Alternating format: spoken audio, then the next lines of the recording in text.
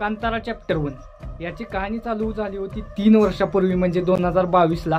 कारण कांतारा हा मूवी आला होता आणि ज्याचा जो शेवट होता क्लायमॅक्स तो सगळ्यांनाच आपल्याला आवडला होता आणि त्यामुळे एक कुठं ना कुठं तर आतुरता लागली होती की याचा नेक्स्ट पार्ट येईल, पण तो कसा असेल कसा नाही. तर फायनली याचा नेक्स्ट पार्ट नाही तर याचा प्रिक्वल रिलीज झालाय आणि भावानं प्रिक्वलबद्दल बोलणार आहे मी या व्हिडिओमध्ये. तर शेवटपर्यंत व्हिडिओ पहा. पिक्चर कसा आहे कसा नाही हे सगळं तुम्हाला कळणार आहे. फक्त कोणता स्पॉइलर या व्हिडिओमध्ये तुम्हाला मिळणार नाही. तर बिंदास्त होऊन व्हिडिओ बघा, शेवटपर्यंत नक्की मजा येईल तुम्हाला. तर मित्रांनो, कांतारा चॅप्टर 1च्या आधी आपण पहिल्यांदा थोडं कांताराबद्दल बोलूया. 3 वर्ष आधी या मूवीनं 16 करोडमध्ये काय धमाल माजवली होती हे आपल्या सगळ्यांना माहीत आहे. तर त्याचाच प्रिक्वल म्हणजे थोडक्यात त्याच्या आधी काय झालं हेच आपल्याला या पिक्चरमध्ये दाखवलंय. पण ज्या पद्धतीनं भावानं दाखवलंय म्हणजे तुम्ही एक्सपेक्ट करू शकत नाही असं सरप्राईज या मूवीमध्ये खूप सारे आहेत. आणि एवढं सरप्राईज आहे ती माझं डोकं पूर्ण काम करायचं बंद झालं, एवढी सरप्राईज आहे ती. मूवीच्या कहाणीबद्दल सांगायचं झालं विदाऊट स्पॉइलर तुम्हाला सांगतो की मूवीची कहाणी ही आहे दैव त्याचबरोबर गुलिगा देव कसे उत्पन्न झाले याची संपूर्ण कहाणी आणि याचा प्लॉट काय आहे हे आपल्याला या पिक्चरमध्ये दाखवलंय. आणि पिक्चरचा पहिला हाफ बघताना भावानं तुम्ही असं एक्सपेक्टच करू शकत नाही की सेकंड हाफ कसा असेल. म्हणजे पहिल्यांदा मला पण थोडं असं म्हणजे वाटलंच नव्हतं की मी नेमकं काय बघतोय, कांताराच बघतोय का. कारण पहिल्यांदा थोडा एक्सपिरियन्स माझ्यासाठी खूप लो होता आणि मी हाय एक्सपेक्टेशन ठेवून येऊ पिक्चर बघायला गेलेलो. तर मला पहिल्यांदा थोडं कुठं ना कुठं तर वाटलं की आईला कुठं ना कुठं तर मूड हाफ होतोय आपला असं मला वाटलं. पण भावांनो, मी तुम्हाला सांगतो एकदा सेकंड हाफ चालू झाला नुसतं डोकं धरायची बारी आली. सेकंड हाफमध्ये एक ना एक सीन असा दाखवलाय म्हणजे प्रत्येक सीन डोळ्याची पापणी जरी लावली तर सीन असा कट होईल असं सीन आहे. ती एकदम परफेक्टलीरित्या त्यांना म्हणजे सिनेमॅटोग्राफी त्याची त्याचबरोबर फाईट सीन वगैरे एवढे उत्तमरित्या दाखवलेत. विषय लो. पिक्चरचं बजेट 125 करोड आणि त्या 125 करोडमध्ये कसा धमाका असतोय हे ऋषभ शेट्टीने आपल्याला दाखवले.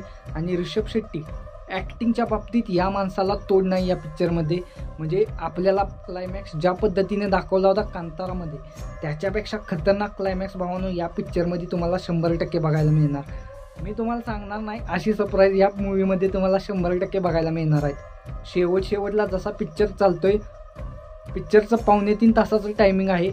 पिक्चर पहिल्या हाफमध्ये थोडा आपल्याला बोर करतो असं म्हणू शकत नाही मी, पण कहाणी थोडी म्हणजे असे मजाकीय अंदाज त्याचबरोबर थोडे जोक्स एक्सप्लोर होत आहेत अशी कहाणी चालते. त्यामुळं आपल्याला सिरियसनेस थोडा कमी येतोय. पण पिक्चर जसा सेकंड हाफमध्ये जाईल भावनो एक्सपेक्टेशन एकदम हाय होत आहेत. आणि कोर एक्सपिरियन्स फिल्मचा काय असतो तो ह्यो पिक्चर आपल्याला 100% देणार.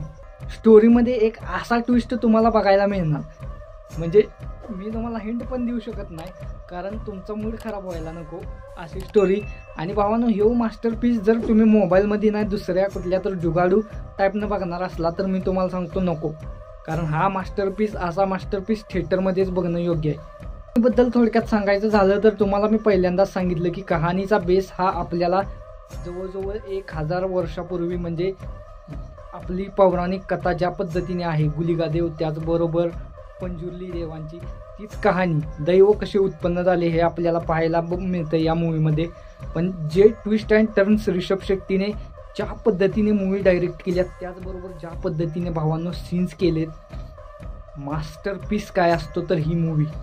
ट्रेलरमध्ये कॉन्सेप्ट सिम्पल आहे असं वाटलं होतं पण ट्रेलरमध्ये त्यांनी एक टक्कासुद्धा ट्रेलरमध्ये आपल्याला स्पॉइलर दिलेला नाही. अशा पद्धतीनं भावांनो असे ट्विस्ट आहेत पिक्चरमध्ये विषय लोट. आणि चित्रपटाबद्दल दुसरी गोष्ट सांगायचं झालं सेकंड हाफ जसा चालू होतोय सीट तुम्ही सोडू शकत नाही का तुमची पापणी लावू शकत नाही असा पिक्चर सेकंड हाफमध्ये पळतोय. आणि एवढा फास्ट भावानं सेकंड हाफमध्ये पिक्चर पळतोय कधी पिक्चर संपला ही पण सांगू शकत नाही. आणि त्याचबरोबर पिक्चरची सिनेमॅटोग्राफी तुम्हाला माहीतच आहे कशा लेवलची आहे.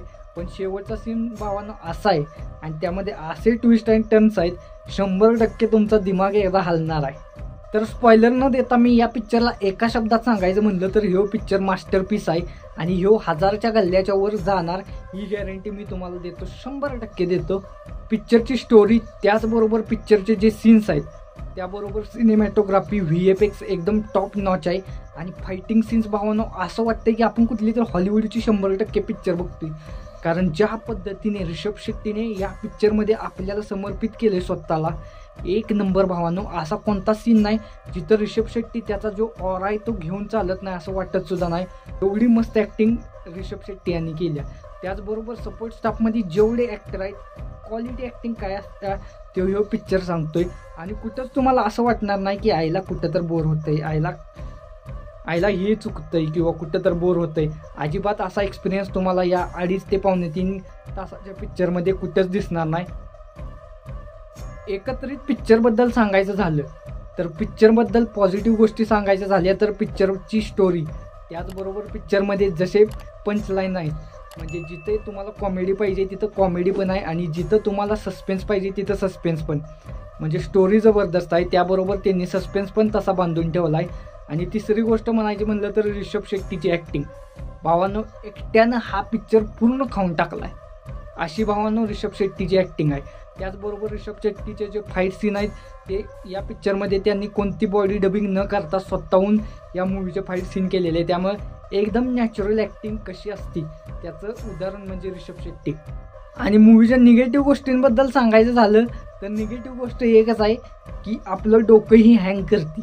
हीच एवढी एक निगेटिव्ह गोष्ट आहे. कारण निगेटिव्ह बोलण्यासारखं या मूवीमध्ये एक सीन असा नाही.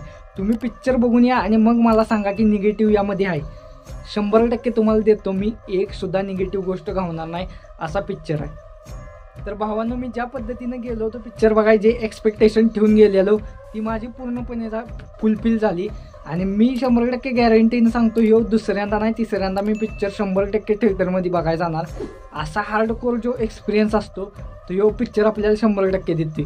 आणि कुठं ना कुठं तर आपण म्हणतो की इंडियामध्ये स्टोरी नाही. भावांनो, स्टोरी आहे, फक्त बघायचा नजरिया ऋषभ शेट्टीसारखा पाहिजे.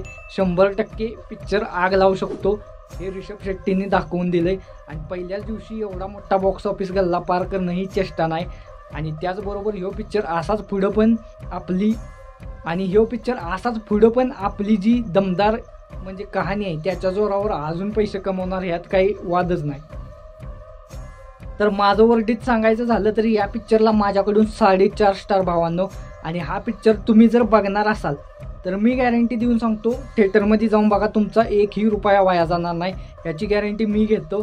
फक्त कोणता जुगाड न करता हा एक्सपिरियन्स थिएटरमध्येच करा, नाही तर तुम्ही जो शेवट आहे तो बघितल्यानंतर असं म्हणशीला की आईला मी ह्यो पिक्चर कुठं तर थिएटरमध्ये बघायला पाहिजे होता. तर भावाचं ऐका आणि हा पिक्चर थिएटरमध्ये एन्जॉय करा. आणि बाकी आपला व्हिडिओ आवडला आणि रिव्ह्यू आवडला असला तर आपल्या भावाच्या चॅनलला सबस्क्राईब करा. भेटू नवीन व्हिडिओमध्ये, तोपर्यंत घेतो तुमची रजा. जय हिंद, जय महाराष्ट्र.